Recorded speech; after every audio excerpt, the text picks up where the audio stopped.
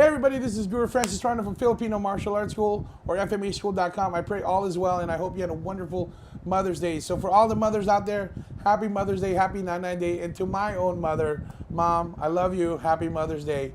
I'll see you later. Anyway, so today, before we continue, I want to talk about what's happening. Yes, I'm breaking the pattern from the original series only because I really want to talk about this.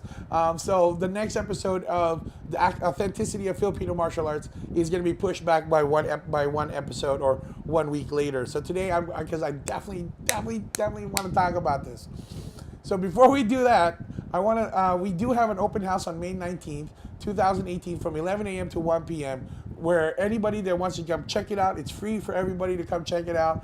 We're going to learn about single stick, double stick, bladed weapons such as swords and knives, weapons of opportunity, including empty hands. And of course, we're going to be showcasing the GSBA, the tournament style of Filipino martial arts for Filipino Martial Arts School. And it's on May 19th. So go to www.fmaschool.com, click on events and register. Now, unfortunately, I heard that we're having a little bit of problems signing on using your cell phone. But please, if you have a laptop or a desktop, go to their website and sign up there. If you're still having problems, please contact us at info@fmaschool.com and we'll sign you up in there. I apologize for the inconvenience. So let's get into this. I want to talk about the new YouTube Red series called COBRA Kai. But before I do that, I want to take a few seconds to let people know that this is definitely spoiler alert. Spoiler alert. So definitely, if you don't want to know what's happening, you haven't seen it yet, first of all, get out of that rock and go watch it. But definitely, if you haven't seen it yet, turn away now. I'll give you 3 seconds. Boom, we're done. Okay, first of all, I love the original Karate Kid series. I mean, to me, that was the thing that made me fall in love with martial arts. Now, I really wish I'm talented enough, like Mr. Miyagi, to be able to teach people how to do martial arts while doing house chores. You know how clean my house would be if that was the case? Anyway, but yeah, I mean, the whole wax off, paint defense, come on. That's just brilliant, okay? And let me just share what I fell in love with the Karate Kid series. It was actually Karate Kid 2. On that scene where, and again, spoiler alert, and honestly, if you haven't seen it by now, dude, get out of that rock, man. It's been like, 20 years, 30 years ago since this show came out, the movie came out, so come on out. Anyway, so this in the second episode, Mr. Miyagi had to go to Okinawa because his father was dying. And Danielson joined him in the last minute and joined him in Okinawa. And my favorite scene in that movie, and actually my favorite scene in the entire franchise, was right after Mr. Miyagi's father passed away, and they did the lantern ceremony, which was which was gorgeous, by the way. And Mr. Miyagi was sitting by the beach and then overlooking at the sunset, and he's sitting there, as a proud Okinawan man, a proud warrior, sitting there stoic. And Daniel just sat next to him and told him about how he felt about losing his father. And to me, that is the most iconic moment between a teacher and his student, or a sensei and his student. Because teachers, let's come on, let's admit something. We learn a lot more from our students than our students really learn from us. And it was at that moment when Daniel, imparting all of his young age, I think he was in the show, he was only 16 or 17 years old. It was even in his young age, he shared some really deep wisdom of the pain and sorrow that he felt when he lost his father, and he shared it with his sensei, Mr. Miyagi.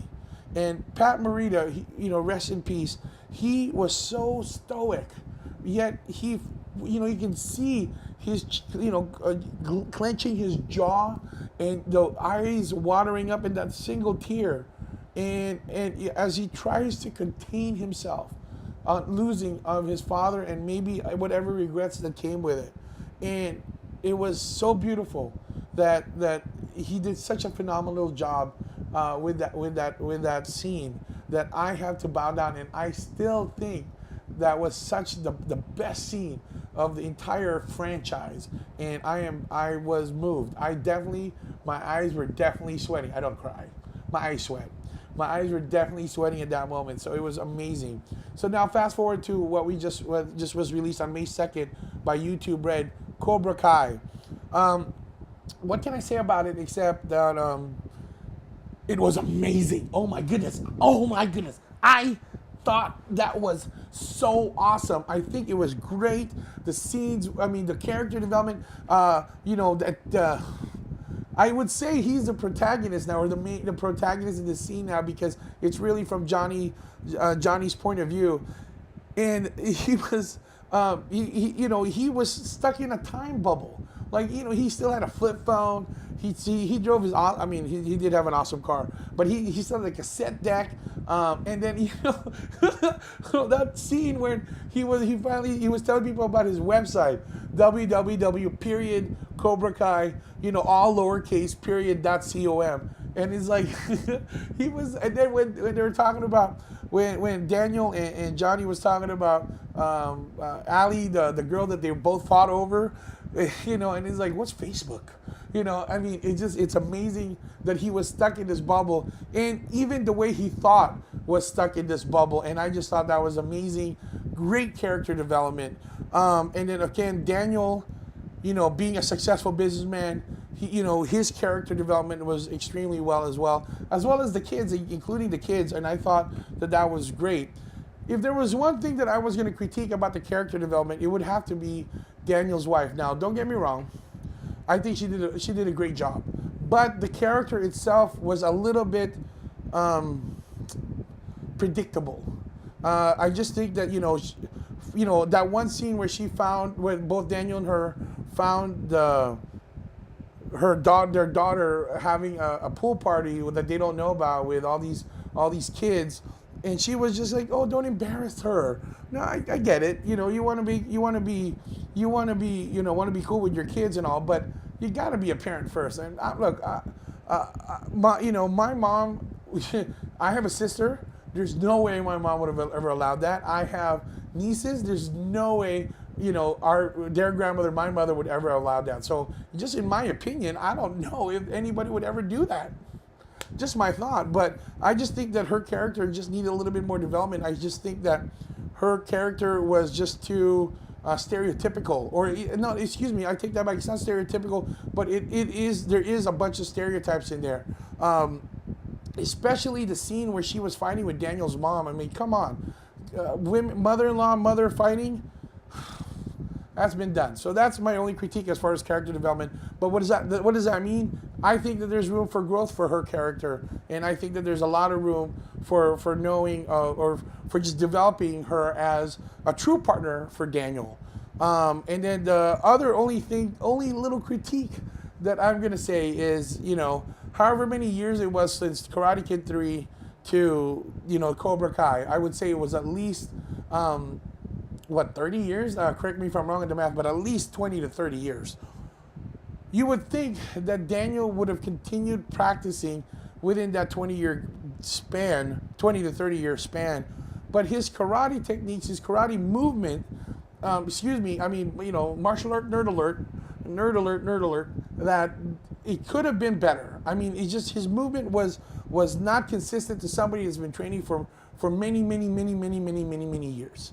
Now I don't know what that means. I think maybe that by the time they decided to do this series, there was only a few months before he can, prepare for it. I don't know, but I'm just saying that maybe before the next series is filmed, maybe Daniel or Ralph Macchio, I think you're great still.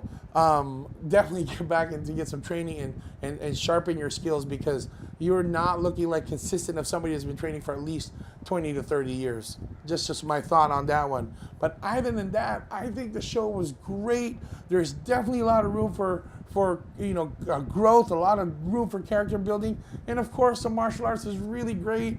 And then there's a lot of stories. There's a lot of different layers. So what I'm just saying is, great job, and please give us more episodes, please. I can't wait from what I hear is like 2019. Come on, what are you guys doing? get your act together. Get this, get us some more episodes. But joking aside, great job. I want to tip off my hats to you guys. You have brought my childhood back. You have brought what I fell in love with martial arts back, and I can't thank you guys enough. This is Guro Francis from Filipino Martial Arts School. Peace out. God bless, and keep swinging them sticks.